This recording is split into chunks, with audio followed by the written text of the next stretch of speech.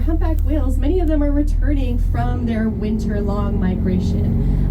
Many of them have traveled over 6,000 miles to their wintering grounds and then back up here. And some of those whales are mothers that gave birth to calves down in their wintering grounds. So that means that they have newborn calves back up here in Alaska already, and there is a good chance of us to find some of those pairings too. As it comes up, of course, I'll be talking about the different whales that we see, the different behaviors, but before I get too far into the narration, I did want to address a couple of things that you guys might use on the boat today. I know a few of you guys have been using the head, so if you go into the head today, a couple of things to note. It is a marine toilet, which means it has a little bit more sensitive plumbing.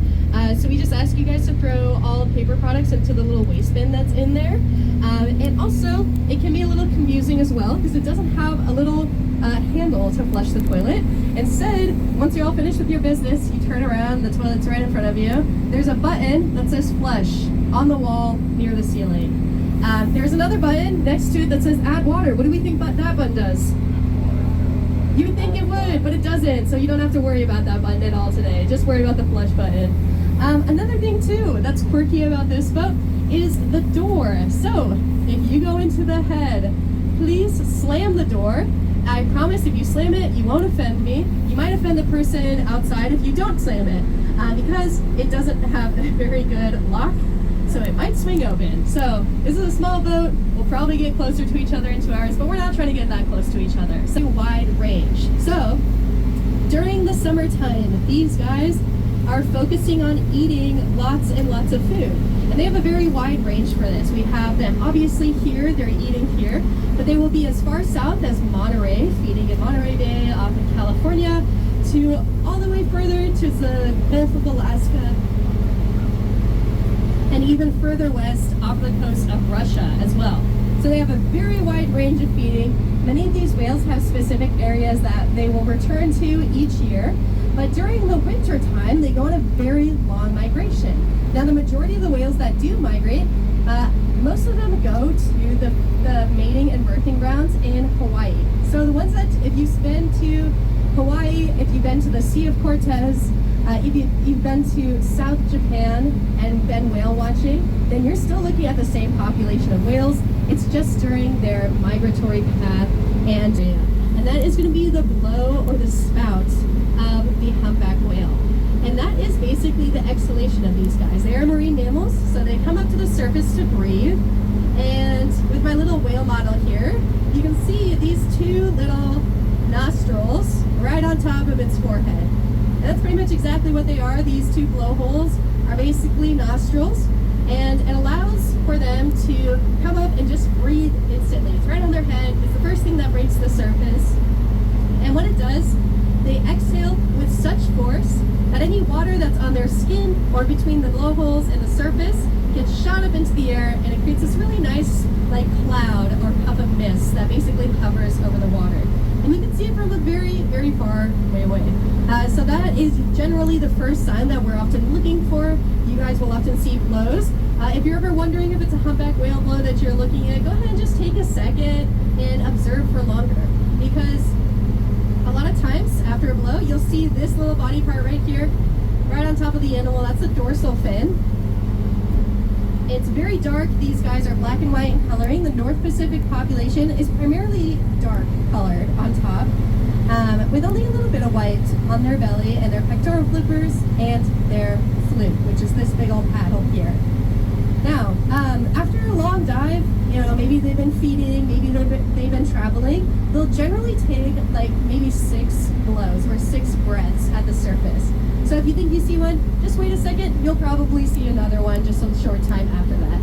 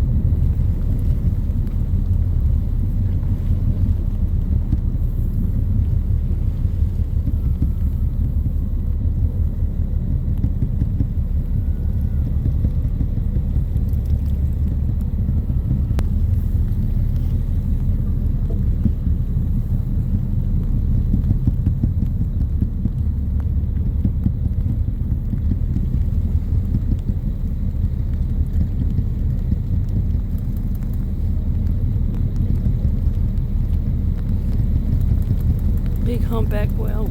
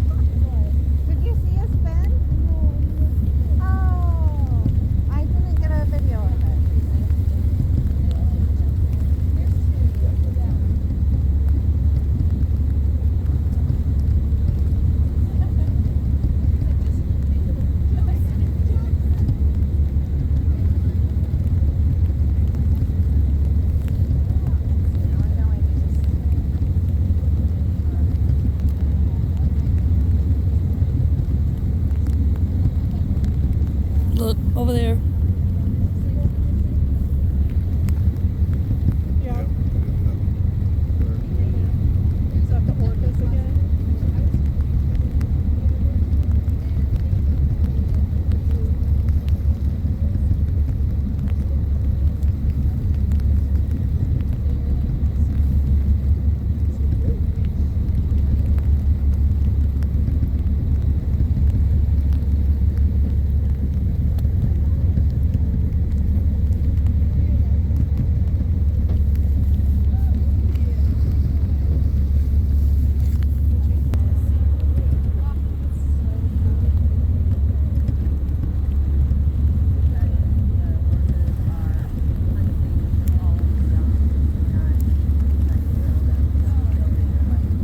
Way out there. Over towards the coastline a little bit more so you can scan over that way. There it is.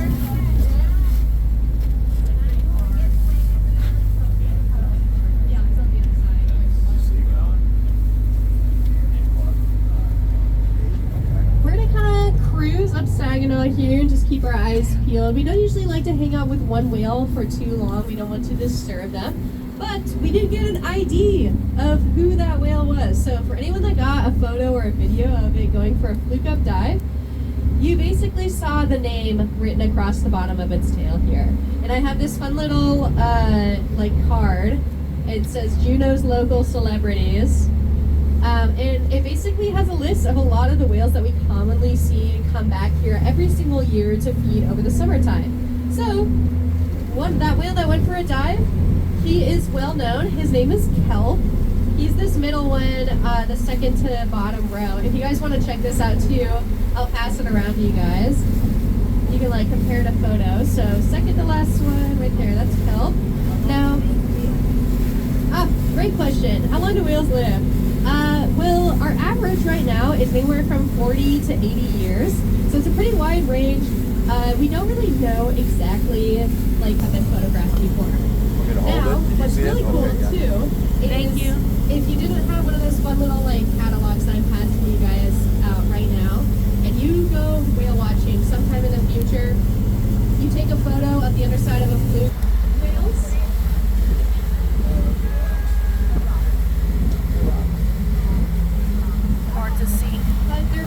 also been situated that we've had an observation of a humpback dying from another humpback whale. But it's very clear in the reactions of the group and the individuals and their care for this whale that. Yeah, we can open it up in the back too. Will we buy some light? Yeah. 9. 8 o'clock.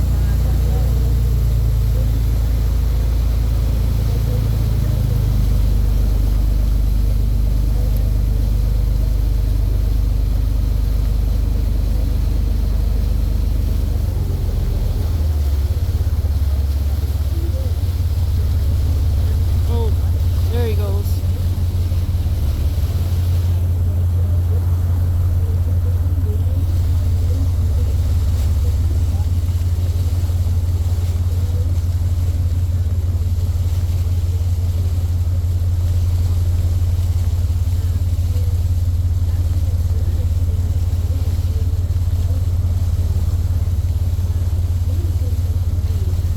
It's a big spray.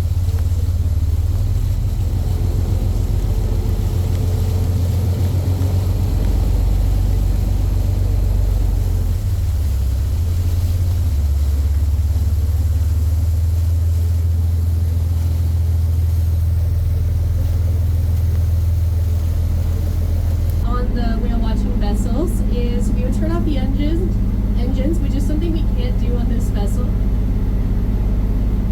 And we would stick a hydrophone in the water and listen to the whales sing. And over that time period, I would get a bunch of recordings of the whales singing. And this is that same population. So I always think it's something cool to kind of wrap up our trip with. I'll play it over the microphone when the engine noise is a little bit quieter so that everyone can hear. But I always think it's kind of cool that we've been observing these animals throughout the day, throughout the trip. And then you'll also get to hear exactly what they sound like too. The recording that I'm going to play for you guys is actually a really clear recording of one particular whale. And this again is just another example of how intelligent these guys are. Whale song is something very well known about humpback whales. We have documented it over years and years and years. And it is a song by our human standards of music as well. And what I mean by that is each mating season, the whales all sing the same exact song each year. And they slightly vary it year to year, but every single whale is singing the same song at one time. And they have different notes, which are the different sounds that you'll hear once we get closer to the harbor. A little bit of music for you guys as we go inside. Exactly. And if I need to turn it up or turn it down, then go ahead and shout it out to me, but I'll just play a little bit. This was in January of this year.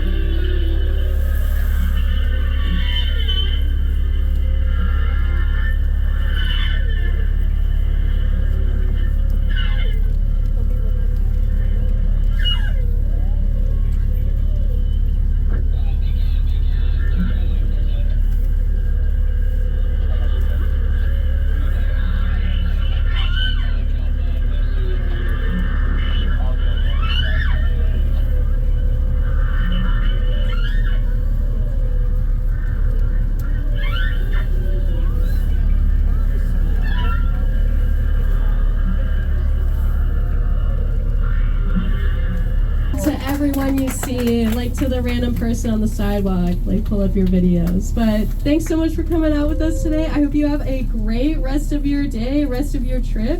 Are you guys all going on the Salmon